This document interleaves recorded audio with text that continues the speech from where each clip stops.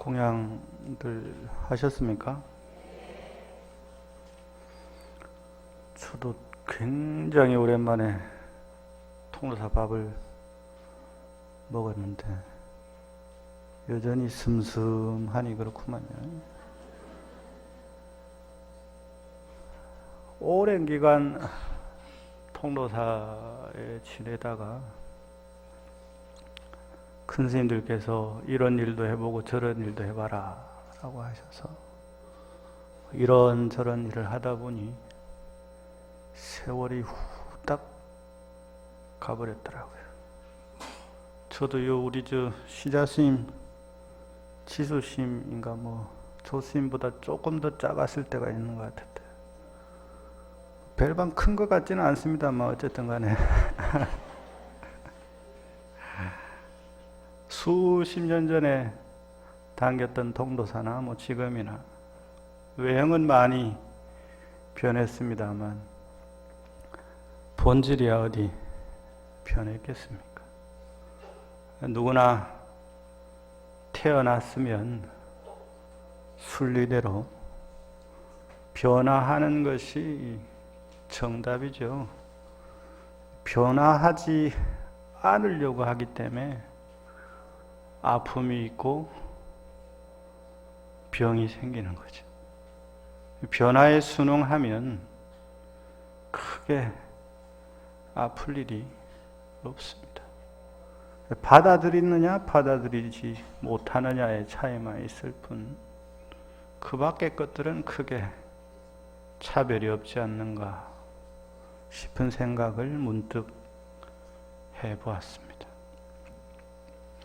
오전 시간에 이런저런 말씀을 드렸고 오후 첫 시간에 환경 본문에 들어가기 앞서서 간단하게 몇 가지 말씀을 드릴까 합니다. 우리가 이제 오전에도 삼기의를 하고 오후에도 삼기의를 하잖아요. 제가 이제 누차 이야기를 드리는 말씀인데 본문을 들음에 있어서 세 가지를 주의해야 된다라고 옛날 스님들께서는 말씀을 하십니다. 첫째, 경박한 생각을 갖지 말라. 이걸 경박상이라고 합니다. 둘째, 현해상을 갖지 말라. 이것은 어렵다는 생각입니다. 셋째, 관문상을 갖지 말라 했으니 이것은 너무 쉽다는 생각입니다. 경박한 생각이라고 하는 것은 그야말로 진리에 대해서, 법사에 대해서 가벼이 여기는 마음, 생각이죠. 현해상은 저 스님 너무 법문이 어려워. 당최 무슨 말인지 모르겠어 라고 생각을 하면서 물러나려는 생각을 가지는 것을 말합니다.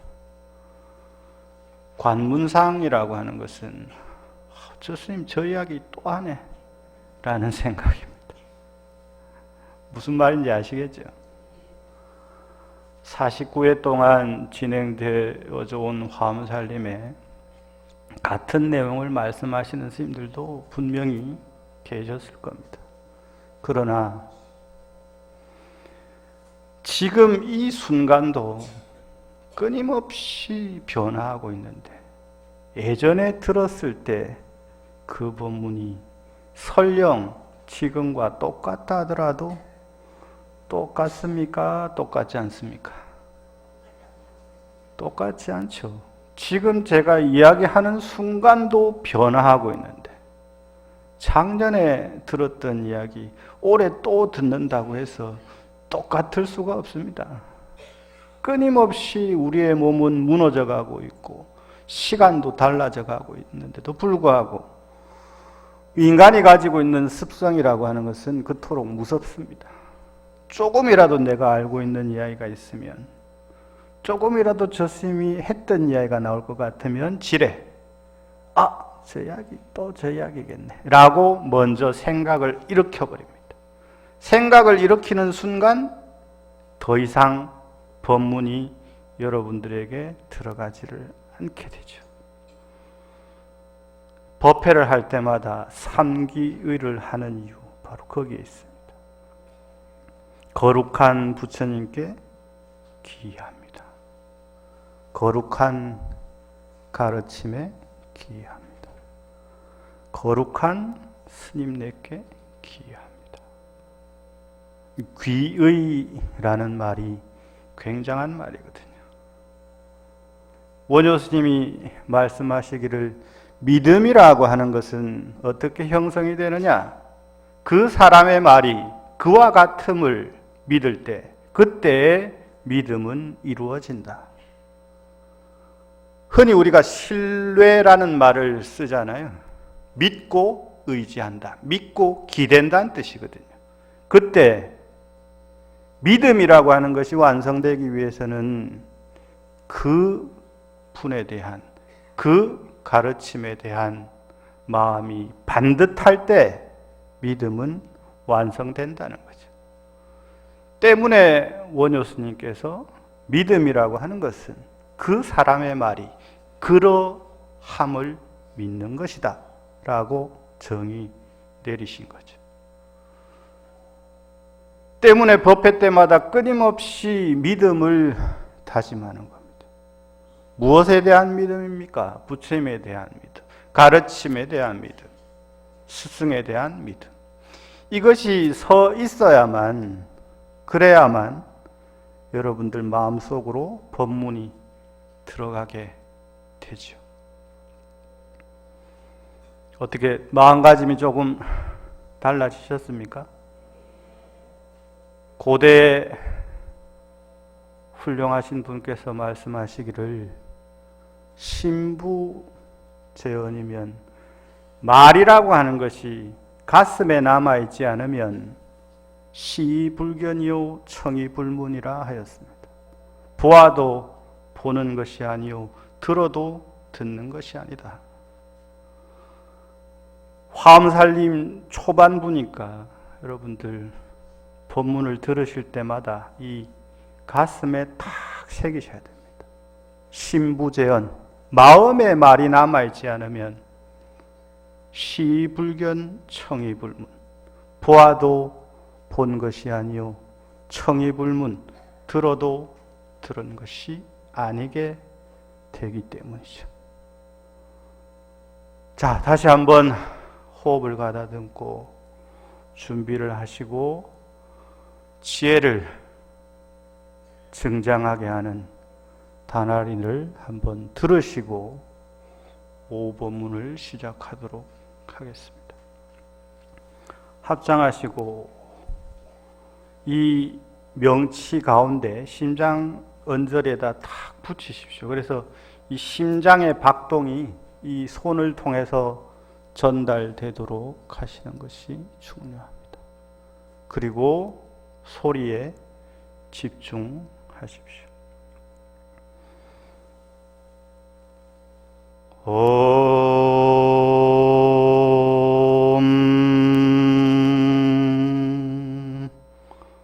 아라바 사나디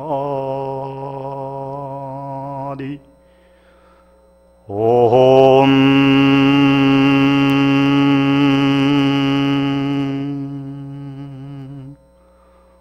아라바 사나디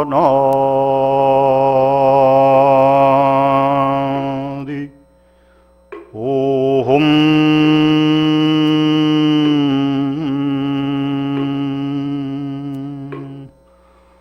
아라바 사나디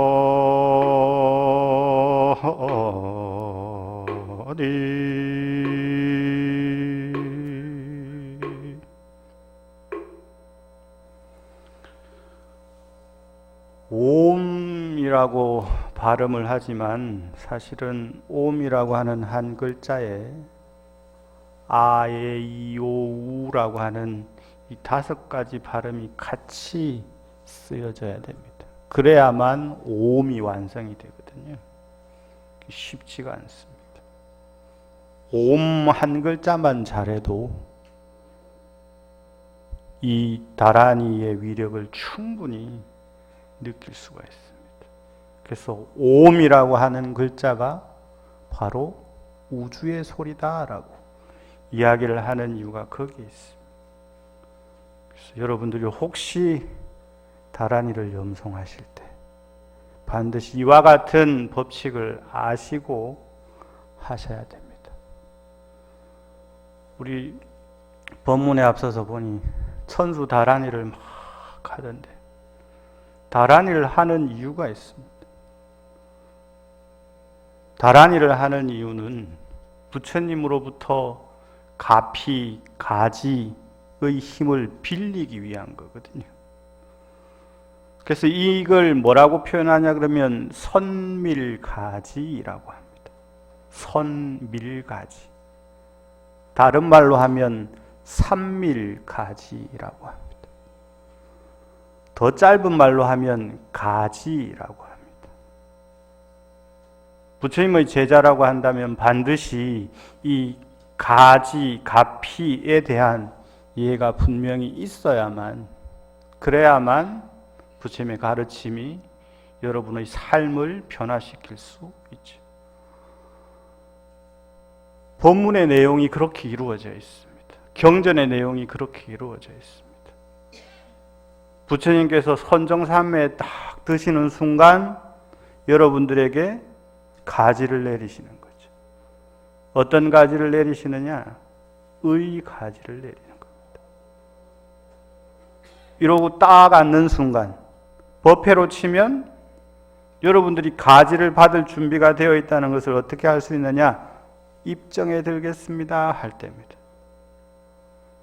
그러면 준비됐습니다 이런 뜻이거든요.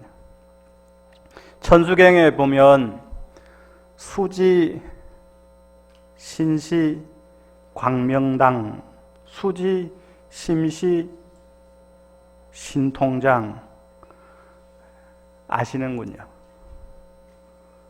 신통장을, 광명당을 수지 받을 준비가 되어 있습니다. 저는 오롯이 초점이 부처님의 가지를, 부처님의 가피를 받을 준비가 되어 있습니다 이런 뜻이거든요. 수지, 신시, 몸과 심시, 마음이 다 준비되어 있다. 그러면 부처님께서 그때 가지를 베푸시는 거죠. 삼매에 드셔서 방광을 놓으심으로 인해서 가지를 베푸시고 가피를 베푸시고 입으로 선제, 선제라 하시는 순간 구밀, 가지를 베푸시는 거고. 참 장하다 어루만지시는 순간 신밀, 가지를 베푸시는 거죠. 신구의 삼업이 다르게 전개되는 거예요. 여기에 첫 번째 부처님의 지혜를 찬탄하다, 두 번째가 부처님의 육근과 삼업을 찬탄하다 하잖아요. 부처님의 삼업은 이렇게 발동하는 겁니다. 그러면 반대로 중생의 삼업은 어떻게 발동합니까? 이것은 여러분 많이 외우는 천수경에 나옵니다. 그래서 맨날 참회하는 겁니다. 뭐라고 참회합니까? 입으로 짓는 네 가지 있잖아요. 뭡니까? 망어중재, 금일참회, 기어중재, 금일참회, 양설중재. 아는 거 나왔죠? 따라 하셔도 됩니다. 양설중재, 금일참회. 그 다음에 마지막에 뭡니까? 악구중재, 금일참회. 입으로만 이렇게 네 가지 죄를 지어요. 부처님은 사범을 늘 선업으로 돌리신단 말이에요. 아이고 예쁘다, 아이고 사랑스럽다, 아이고 잘한다 라고. 부처님은 자비, 희사, 사무량심으로 업을 발동시키시고 중생은 희로, 애락, 네 가지 용락으로 끊임없이 업을 발동시키는 거죠. 부처님은 끊임없이 중생에 대한 자애로운 마음을 일으키시니 그것을 자라고, 자심이라고 이야기를 하고, 끊임없이 보면 슬퍼, 안타까워, 애처로워, 그 비심을 일으키시는 거고, 중생들이 잘 됐으면 좋겠어. 중생들이 조금이라도 좋은 일이 있었으면 좋겠어요. 함께 기뻐하시는 마음을 일으키시니 희심을 일으키시는 거죠. 부처님은 끊임없이 가지려는 생각이 없으셔요. 끊임없이 버리고 비우시는 생각으로 가득 차셨으니 그것을 사심이라고 하겠죠. 그러면 사무량심이 이루어지는 거죠. 네 가지 자비희사라고 하는 마음이 완성이 되는 겁니다. 자, 반대로 하면 중생이 됩니다. 요대로 하면 부처가 되고 보살이 되지만 반대로 하면 중생이 되죠. 끊임없이 놓지 못하고 가지려고 했으니 여기에 따르는 마음은 분심이요 노심밖에 일어나지 않겠죠.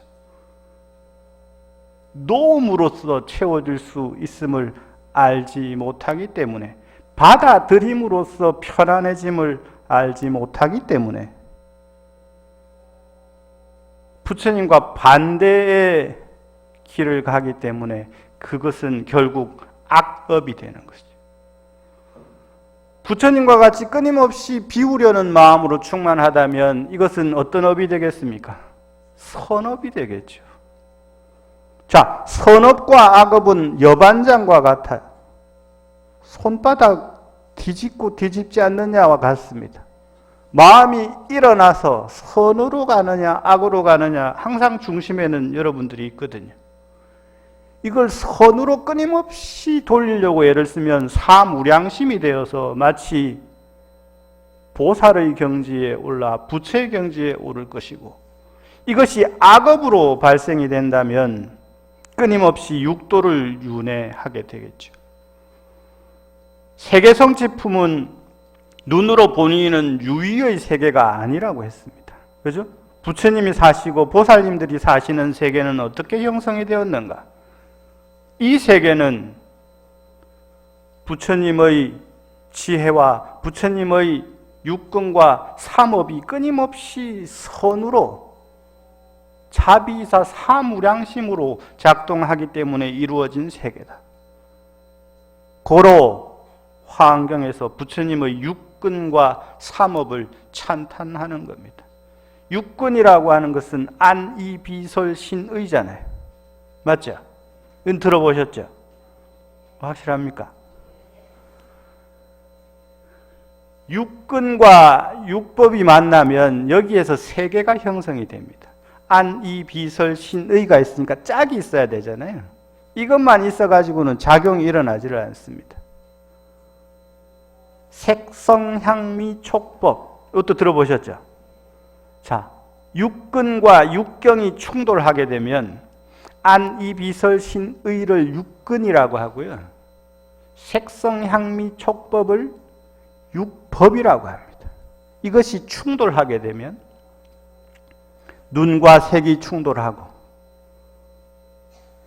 충돌하게 되면 여섯과 여섯이 충돌했으니까 여기에서 12개의 법칙이 세계가 형성되는 단초가 이루어집니다.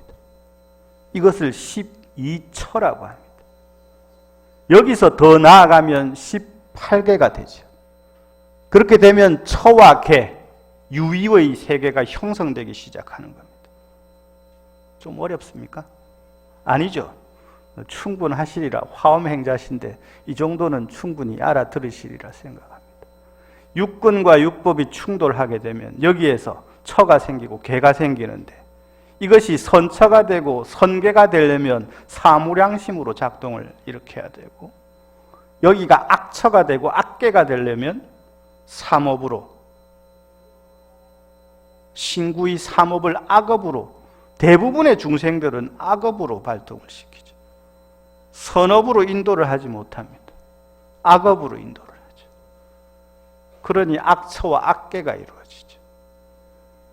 지금 여기의 세계는 부처의 세계요 보살의 세계라 했으니 부처님의 육근과 삼업은 끊임없이 중생을 향한 연민으로, 중생을 향한 가엾은 마음으로 같이 기뻐하고 같이 슬퍼하시죠. 그러나 기쁨의 노예가 되지는 않고 슬픔의 노예가 되지는 않습니다. 중생은 육근의 노예가 되어서, 우리 쉽게 하는 말이 있잖아요. 뭐 잘못을 저지르고 난 다음에 그때 눈에 뭐가 씌이는가 보다. 내가 와 그랬었고 합니까 안 합니까? 조금만 지나고 나면 잘못된 줄을 뻔히 아는데 뭐가 멀었어요? 눈이 먼 거예요. 보이지를 않습니다. 조금만 늦추었으면, 조금만 미루었으면, 조금만 더 생각을 했으면 저지르지 않을 실수를 끊임없이 저지르죠. 눈에 뭐가 씌어서 그래. 아이고 그때 뭐가 씌있는가 보다. 와 그랬는지 또 이런 말을 합니다. 내 마음 나도 모르겠다 와 이런지. 내 마음을 알면 부처와 보살이요 내 마음을 알지 못하니 중생이라 불리는 거죠. 내 마음을 아는 자이기 때문에 공경하고 찬탄하는 거죠. 누구를? 부처님과 보살을. 찬탄하는데 멈추지 않고 끊임없이 부처와 보살을 닮으려고 노력을 하는 거죠. 그래서 부처님을 찬탄하는 겁니다. 그래야만 끊임없이 찬탄이 이루어져야만 사무량심으로 전환이 되고 사무량심을 바탕으로 살아가다 보면 마침내 부처님의 세계가 형성이 되는 거죠. 부처님의 세계가 형성되었음을 찬탄하는 겁니다. 그 세계는 아름다운 선근으로 이루어져 있기 때문에 육근과 삼업을 찬탄하는 거죠. 부처님의 세계는 이와 같이 찬탄으로 이루어져 있음을 분명히 아셔야 되고 부처님은 끊임없이 입으로, 몸으로, 마음으로 여러분들에게 가지를 내리고 계신 거죠. 그래서 이 바탕에 가지라고 하는 법칙이 성립되어 있지 않으면 부처님은 이미 준비되어 계세요. 여러분들에게 사무량심을 베풀 준비가 되어 있으시다 이 말이죠. 여러분들만 맞추면 돼요. 부처님 맞춰주세요라고 할 필요가 없어요. 부처님 저에게 뭘 주세요라고 할 필요가 없어요. 부처님 이미 주고 계신데 뭘 또 달라고 한단 말입니까? 여러분들만 맞추면 돼요. 무엇으로 맞춰야 됩니까? 희노애락을 자비희사로 바꾸면 돼요. 그러면 딱 맞아떨어집니다. 그러면 여러분들이 원하시는 모든 것들이 원하는 대로, 뜻대로 그야말로 여의, 뜻과 같이 이루어지는 거죠. 이런 법칙이 어디 있습니까? 부처님은 준비가 되셨대도요. 부처님 존재 이유는 여러분들 때문입니다. 부처님은 이미 해탈하셨잖아요. 이미 열반에 드셨잖아요. 그럼에도 불구하고 1100억 화신으로 존재하시는 이유는 뭐냐? 오직 여러분들 때문입니다. 오직 여러분들 때문에 1100억의 몸을 놔두시는 거예요. 기꺼이 놔두시죠. 조금의 망설임도 없이 놔두십니다. 왜 그러냐? 존재의 이유가 여러분들 때문이니까. 그러니 보문품 같은 거 읽어보셨죠? 동남 동료의 몸을 원하면 동남 동료의 몸으로. 맞습니까?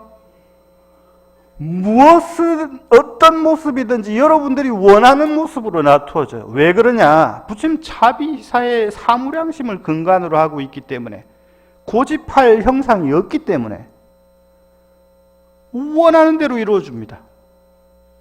단 여러분들이 희노애락에 빠져있던 오욕락에 빠져있던 탐진치에 빠져있던 마음을 전환시킬 때 부처님의 가피를 부처님의 가지를 느낄 때 그때 비로소 뜻과 같이 원하는 대로 이루어지는 거죠.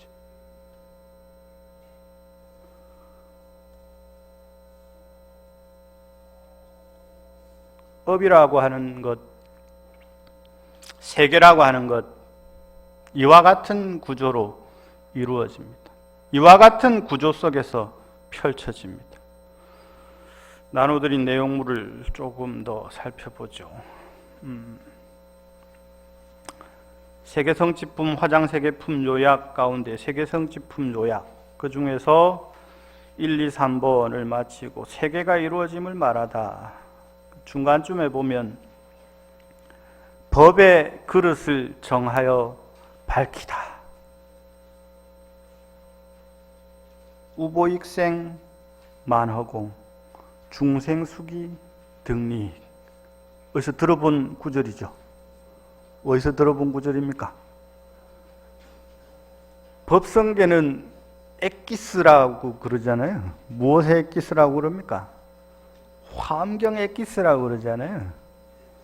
여기서 법의 그릇을 정하여 밝힌다라고 하셨으니 연결시켜 볼 수 있겠죠. 비는 우, 보, 익생만호공. 비는 비의 과보. 과보의 비는 비처럼 온 우주에 가득히 내리고 있음에도 불구하고 중생 수기 등리익이라. 중생은 그릇 따라 이익을 받느니라. 지금은 그럴 일이 없습니다만 물이 귀할 때 아니죠. 집에서도 동그란 그릇도 있을 거고 세모난 그릇도 있을 거고 바가지도 있을 거고 대야도 있을 거고 여러 가지 형태의 그릇이 있잖아요. 그 그릇을 여러분들도 대체하면 됩니다. 사람들 중에 마음이 넓은 사람도 있고 마음이 좁은 사람도 있고 또는 자기의 생각으로 가득 차 있는 사람도 있고 다른 생각으로 가득 차 있는 사람도 있겠죠. 그죠? 여러분은 어떤 생각으로 가득 차 있습니까? 어떤 그릇의 모양을 하고 계십니까? 이러한 모양을 한글로 딱 한자로 바꾸면 꼴 그러거든요. 어떤 꼴값을 하고 계십니까? 여러분들은 뭐 마른 목꼴입니까? 세모꼴입니까? 이 멋진 말이에요. 꼴, 세모꼴, 마른 목꼴 그러잖아요. 그때 꼴이 순 한글을 우리식 요렇게 표현하면 상입니다. 상. 여러분은 어떤 꼴을 우스개 표현하면 꼴값을 해야 되는데 어떤 꼴값을 할 거냐 이 말이에요. 빼쪽빼쪽한 송곳 같은 꼴값을 할 겁니까? 아니면 뭐든지 다 받아들이는 넉넉한 꼴값을 할 겁니까? 아니면 마침내 어떤 모양도 다 받아들일 수 있는 허공과 같은 꼴값을 할 겁니까? 어떤 그릇을 하든지 간에 그것은 여러분 몫이죠. 그죠? 동그란 그릇에 물이 차 있으면 이 그릇을 더 큰 것으로 바꾸면 크기와 용량과 넓이가 끊임없이 변화하죠. 이 벽을 부숴야만 이 세계에 들어갈 수가 있습니다. 그릇이라고 하는 세모꼴이라고 하는 네모꼴이라고 하는 어떤 특정된 꼴이라고 하는 것을 부셔야 다른 꼴이 성립이 되죠.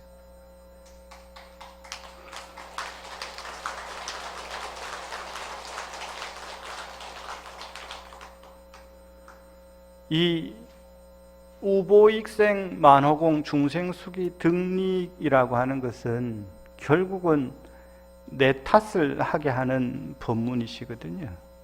아까도 말씀드렸다시피 부처님과 보살님들은 이미 우리에게 초점을 맞추고 계십니다. 우리만 초점을 맞추면 되거든요. 부처님과 보살의 초점을 맞추면 됩니다. 그러면 중생이라고 하는 꼴이 사라지게 되죠. 어떠한 모습으로도 변할 수 있단 말입니다. 자, 실생활로 연결시켜 보면 내가 받아들이는 마음, 받아들일 자세, 받아들일 준비가 되어 있으면 상대방과 충돌이 일어나겠습니까? 일어나지 않겠습니까? 내가 다 받아들이는데 초기 경전에 부처님께서 이와 같이 이야기하십니다. 한 바라문이 부처님을 찾아와서 막 비방을 합니다. 말이야, 일도 안 하고 내 얻어먹으러 댕기고 그러면 안 된다고. 사람이 일을 하면 살아야지. 욕을 합니다. 부처님 가만히 계시죠. 욕을 하던 사람이 지쳐서 아니 당신은 왜 아무 말도 안 하냐고. 아니 나는 뭐 별로 할 말도 없지만 한 가지 비유를 들겠습니다. 누군가가 막 당신에게 뭐라고 떠들 때 당신의 마음이 텅 비어 있으면 어떤 마음이 일어나겠습니까? 일어나지 않겠습니까? 저기도 생각해 보니까 안 일어날 것 같거든. 안 일어나겠네요. 이러면서 다툼이 아예 성립이 되지 않았다라는 말씀이 있습니다. 법의 그릇을 정하여 밝히다. 세계가 형성되는 것은 화엄 세계가 형성될 수도 있고 조그만한 세계가 형성이 될 수도 있는데 도저히 그 끝을 알 수 없는 화엄의 세계가 펼쳐질 수도 있고 한 발짝 디디면 바로 경계인 세계가 펼쳐질 수도 있는데 이 그릇은 철저히 여러분들에게 달려있단 말이죠. 빨리 그릇을 깨셔야 화음의 세계, 화장의 세계, 또 다른 세계로 나아갈 수 있습니다. 그릇을 자꾸 깨십시오. 집에 가서 멀쩡한 그릇 깨라는 말은 아닙니다.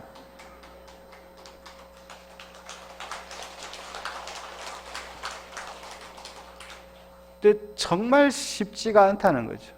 그래서 끊임없이 노력해야 됩니다. 끊임없이 부수려고 노력을 하고 받아들이려고 노력을 하면 어느 순간 그러한 경계, 그러한 경지에 가게 되죠. 쭉 지나가도록 하겠습니다.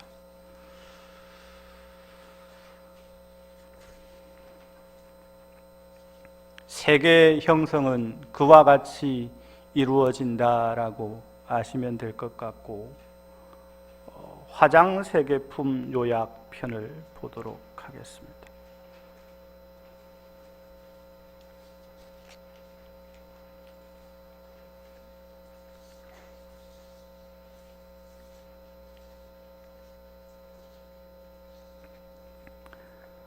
화장세계품 요약에 보면 화장세계의 인과를 밝히다 이렇게 되어 있습니다. 세계성취품, 화장세계품. 세계가 이루어져 있는데 세계가 이루어졌잖아요. 그죠? 끊임없이 누군가를 찬탄하고 끊임없이 자비, 희사하였더니 세계가 형성되었더라. 그 세계의 이름을 무엇이라고 할까? 화장세계라고 한다. 세상은 온갖 아름다운 모습, 훌륭한 모습으로 장엄된 존재들이 사는데 세주묘원, 그 세계의 열애가 모습을 나타낸다. 열애현상. 이 세계는 반드시 삼매를 바탕으로 해서 이루어진다. 보현삼매. 다시 되짚는 겁니다. 세계 성취. 이 세계는 찬탄과 훌륭한 작용으로 이루어진 세계다. 이 세계의 이름은 화장세계다. 이 화장세계에는 누가 사느냐? 비로자나 부처님이 사신다. 이렇게 전개되는 거예요.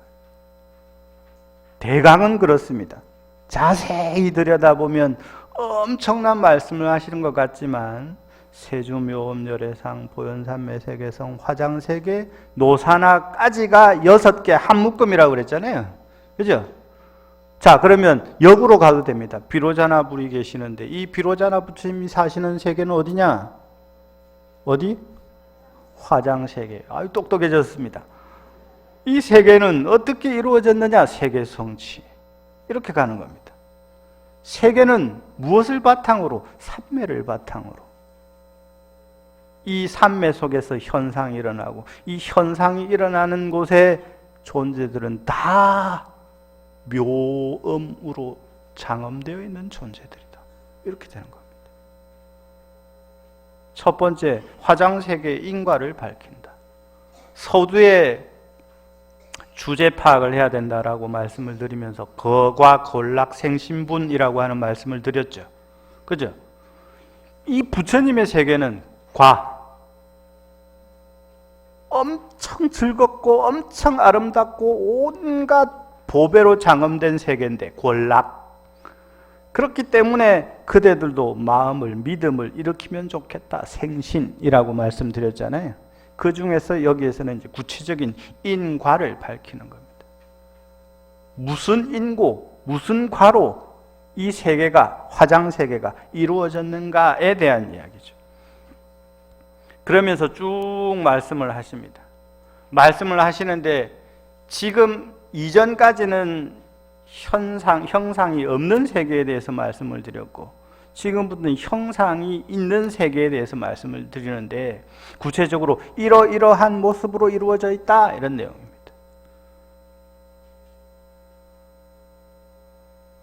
근본은 무엇으로 이루어져 있느냐?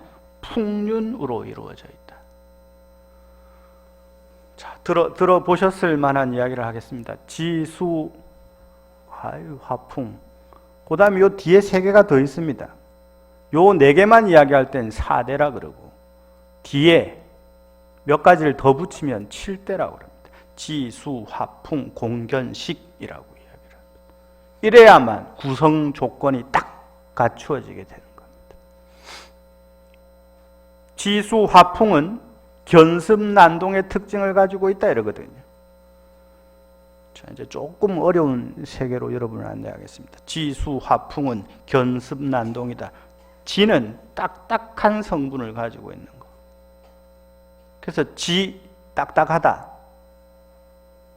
수는 습, 축축한 기운은 다 수에 해당된다.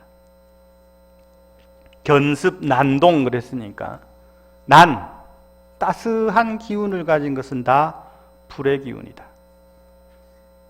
온기라고 하잖아요. 온기가 있으면 다 이게 불의 기운이 되는 거예요. 그 다음에 지수, 화풍의 마지막 풍, 견습난동의 마지막 동, 풍과 동, 바람은 움직이는 특성을 가지고 있다. 움직이는 특성을 풍이라고 표현을 한다. 뭔가 작용을 해야만 이루어집니다. 자, 지금 여러분 눈앞에 물컵이 있잖아요. 이것이 어떤 작용을 해야만 물컵이라고 하는 형상이 이루어지죠. 자, 보십시오. 내가 컵이 필요하다라는 생각이 일어나야만 흙과 불과 여러 가지를 섞어서 그릇이라고 하는 것이 만들어지게 되죠. 풍은 어떤 특징을 가지고 있다고 했죠? 움직이는 거. 동. 자, 보십시오. 우리가 몸이라고 하는 것이, 중생이라고 하는 것이 형성되었다라고 할 때 가장 근간에는 업이라고 하는 것이 자리를 잡고 있습니다. 이 업은 속성이 움직이는 거예요. 어떤 것으로든 움직이는 겁니다. 그걸 세 가지로 정리를 하니 선, 악, 무기 이렇게 되거든요. 업은 특성 자체가 움직이는 건데 이게 선이든 악이든 아니면 선과 악의 중간이든 이 세 개밖에 정립이 안 된단 말이에요. 일단 움직이는 특성을 가지고 있어요. 세상도 마찬가지. 형체에 있는 모든 것들은 동, 움직이려고 하는 특성을 가지고 있다. 그렇기 때문에 첫 번째 화장세계는 수많은 풍륜이 받치고 있다. 바람은 눈에 보입니까? 보이지 않습니까? 보이지 않습니까? 바람이 부는 줄 어떻게 합니까? 바람이 물체를 만나면 형상이 생기죠. 그죠? 바람 자체는 형상이 없죠. 맞죠? 화장세계 역시 마찬가지. 부처님 세계도 역시 마찬가지. 본디는 형상이 없으나 상황을 만나면 형상이 생긴단 말이죠. 그래서 가장 밑바탕에는 풍륜이 막 작용을 하고 있다. 바람이 그 근간에. 바람이라고 하는 것은 뭐라고 했습니까? 달리 이야기하면 에너지, 운동의 법칙, 물리의 법칙, 작용의 법칙이라고 이야기할 수 있겠죠.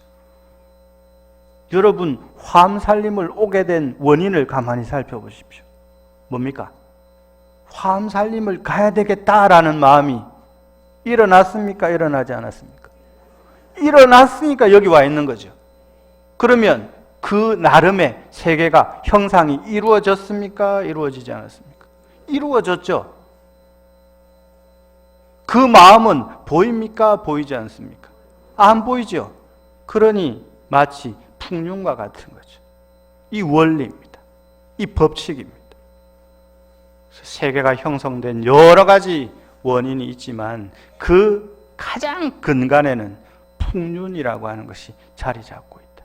그 위에 다시 여러 가지가 얽히고 설켜서 몇십 층의 몇백 층의 세계를 형성하고, 이러한 것들을 우리가 살아가는 관점에서는 우주라고 하고, 지금 인간이 볼 수 있는 우주는 유한합니까? 무한합니까? 유한하죠. 우리가 볼 수 있는 우주는. 그죠? 그죠? 확인된 우주는 유한합니다. 그러나 아직 우리의 기술이 발달하지 못했을 뿐이지 그 밖에 우주도 얼마든지 있다는 거죠. 그 세계를 이미 몇천 년 전에 부처님과 보살님들께서 이 화엄경을 통해서 이야기를 하고 계신 거죠. 서양의 과학자들이 화엄경의 세계를 알고 나서는 충격과 공포에 휩싸입니다. 세상에 이런 세계를 이미 몇천 년 전에 망원경도 없었을 텐데 어찌 알았을까? 밥 먹고 할 일이 없어서 그렇습니다. 할 일이 없으면 하나에 집중하는 힘이 생깁니다. 지금은 왜 못하느냐? 할 일이 너무 많아서 그렇습니다. 할 게 너무 많아요. 핸드폰만 들고 있어도 시간이 어찌 그리 빨리 가는지, 에? 바보 상자 리모컨 하나만 들고 있어도 어찌 그리 시간이 잘 가는지. 그렇습니까? 안 그렇습니까? 할 게 너무 많아서 그렇습니다. 그래서 관심이 끊임없이 분화하니까 한 군데 딱 초점을 못 맞추는 거죠. 옛날은 리모컨도 없고 텔레비도 없고 핸드폰도 없고, 그러니 한 군데 집중할 수 있는 힘이 생기죠. 그래서 끊임없이 궁구합니다. 끊임없이 관찰하죠. 그랬더니 기계로는 볼 수 없는 엄청난 세계가 보이더라는 거죠. 그것을 기록해 놓은 것이 바로 이 화엄경입니다. 그 세계를 표현해 놓은 것이 바로 화장세계품입니다. 화장세계품의 가장 근간, 우리가 만날 수 있는 모든 것의 가장 근간은 움직이려고 하는 특성을 가지고 있다. 이렇게만 이해를 하시면 되겠습니다. 또 다음으로 넘어가도록 하겠습니다.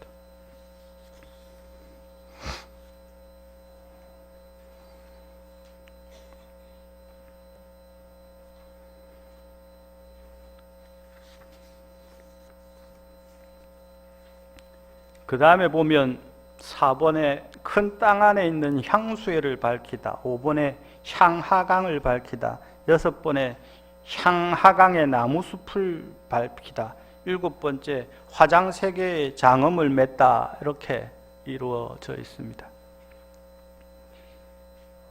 화장세계는 근간이 풍륜을 바탕으로 해서 이루어져 있는데, 이 세계는 끊임없이 아름다운 향기로, 아름다운 내음으로 가득하다는 거죠. 그래서 향수해라는 표현을 하고 향하강이라고 하는 표현을 하고, 향하강에 나무숲이 있는데 그 숲은 향기로운 나무들로 가득하더라라고 이야기를 합니다. 조금 다른 관점에서 우리가 지금 하는 법회를 무엇이라고 합니까? 화엄, 발음을 똑띠 단디 하십시오. 화엄 산림, 빨리 하면 화엄 살림, 갱상도 발음으로 하면 화엄 살림, 맞습니까? 살림, 살림살이 좀 나아졌습니까? 원래 많이 들으셨겠지만 다시 한번 들으신다면 최절 인하산의 산이요 장양공덕님의 림이다 라고 이야기를 합니다. 그래서 산자와 림자를 따서 화엄 주제고, 화엄으로, 화엄경을 바탕으로 최절인하산, 나라고 하는 생각을 끊임없이 끊어내는 것, 가꿔내는 겁니다. 잡초를 끊임없이 뽑아내는 겁니다. 그래서 아름다운 숲으로만 남게 만드는 겁니다. 그걸 최절인하산이라고 합니다. 그래서 화엄살림의 산자는 최절인하, 이 네 글자가 빠진 거지요. 그 다음 림자는 장양공덕림의 림입니다. 여기서도 이야기를 하죠.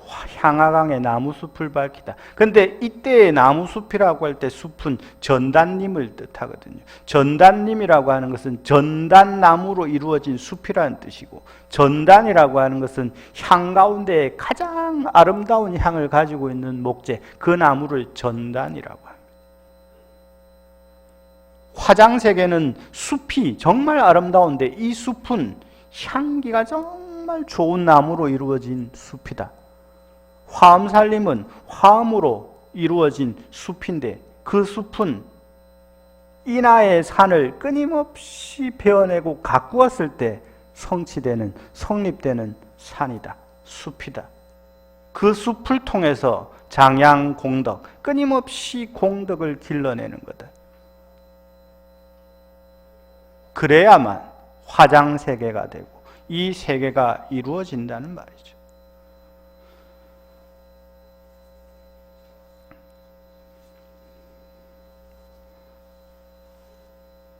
다음 9번에 보면 화장장엄 세계의 규모를 밝히다 라는 대목이 있습니다. 나옵니까? 거기에 보면 이제 여러분 사는 주소가 하나 나옵니다. 가나에 보면, 가나다에 보면 뭐라고 되어 있습니까? 우리 13층에 살고 있습니다. 네? 우리 살고 있는 데가 어디냐? 화장세계품에 의하면 우리가 살고 있는 것은 수많은 세계가 있는데 그 가운데에서도 20층, 20층, 20층으로 끊임없이 분화합니다. 세계가 끊임없이 분화하는데 그 중에 20층으로 되어져 있는 세계 가운데 한 군데에 13층에 사바세계가 있다 이렇게 표현해 놓으신 거죠. 축원할 때 주시님께서 뭐라고 축원합니까? 사바세계, 일사천하, 남선부주, 대한민국. 우리의 세계를 거슬러 올라가면 일단은 사바세계 소속이에요. 그죠? 이 사바세계의 벽을 부시면 무슨 세계가 나오겠습니까? 극락세계 나오겠습니까? 있는 것 같습니까? 극락세계를 염하는 자 항상 두 가지를 명심해야 되는데 뭘 명심해야 되느냐 그러면 항상 마음속에 이런 생각을 가져야 됩니다. 정토라고 들어보셨죠? 들어보셨습니까? 여러 가지를 기억하시면 참 좋겠습니다만 앞에 문수보살의 지혜 개송을 꼭 기억을 하시고, 세계는 이와 같은 구조로 이루어져 있는데 부처님을 찬탄하는 내용처럼 살면 세계가 이루어지고 화장세계가 이루어지는데, 이 화장세계라고 하는 곳은 사바세계에서 우리가 화장세계로 들어가려면, 넘어가려면 늘상 이러한 마음을 가져야 되는데, 그러한 마음이라고 하는 건 뭐냐? 흔구정토 염리애토 그렇습니다. 네 글자, 네 글자, 8글자밖에 안 됩니다. 옛날 스님들은 이 8글자밖에 안 되는 걸 깃발로 온갖 장엄물로 만들어서 늘 마음에 담아두려고 애를 쓰셨다 그러거든요. 우리가 특별한 시간에 특별한 법회를 하는 이유도 마찬가지죠. 지금 이 자리가 극락 세계이기를 바라는 마음으로 화엄세계로 안내하고 여러분들은 기꺼이 그 세계에 동참하시는 거거든요. 그러면 우리가 사바 세계로부터 벗어나서 또 다른 세계로 나아가려면 항상 이러한 마음가짐을 가지고 있어야 되는데, 그 마음가짐이라고 하는 게 뭐냐? 흔구정토. 기꺼이 기쁜 마음으로 흔연히 구해야 된다. 무엇을? 정토를. 염리, 예토, 기꺼이 싫어하고 벗어나려고 몸부림쳐야 된다. 어디로부터? 사바세계 예토로부터.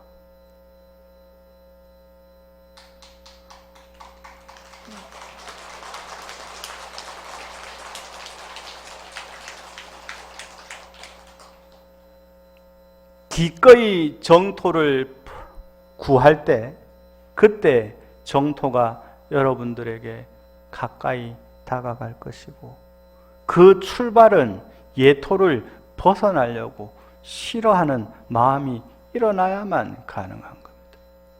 부처님께서는 길을 안내하는 안내자와 같다 하셨고, 약을 처방하는 약사와 같다고 하셨습니다. 그 길을 기꺼이 따르느냐 따르지 않느냐는 중생의 몫이요, 약을 먹느냐 먹지 않느냐 역시 중생에게 달려있죠. 스스로 아픈 존재임을, 모자란 존재임을 자각해야만 병원에 가서 처방전을 받죠. 여러분, 사지가 멀쩡하고 이 오장육부가 제자리를 찾고 있을 때는 의사 선생님 생각이 납니까? 안 납니까? 안 나죠. 중생의 삶에 만족할 때 부처님이 암만 좋은 이야기를 해도 답답한 게 없으니 부처님을 찾을 이유가 없겠죠. 자각이 일어나야만 벗어나려고 하는 에너지, 운동의 힘이 같이 일어납니다.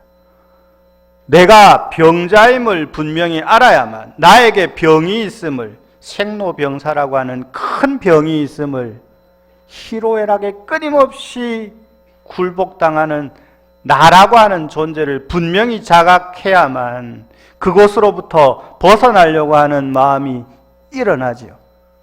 그래야만 부처님의 가르침을 기꺼이 따르고 정토를 끊임없이 구하고 화엄의 세계를 끊임없이 구하는 마음이 일어나죠.